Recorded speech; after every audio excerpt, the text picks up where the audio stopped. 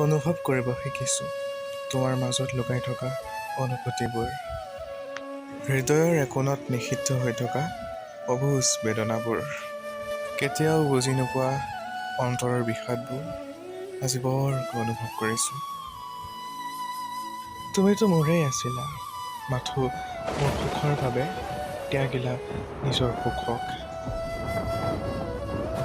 পলংক বুজিব, সময় বৰ পলমকৈ বুজালে মোক।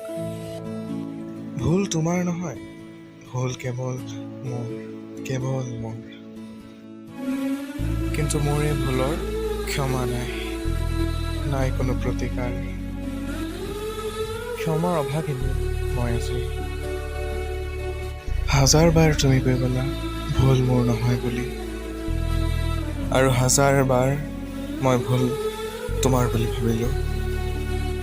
আজি মই অনুভৱী, সঁচাই বৰ অনুভৱী মই।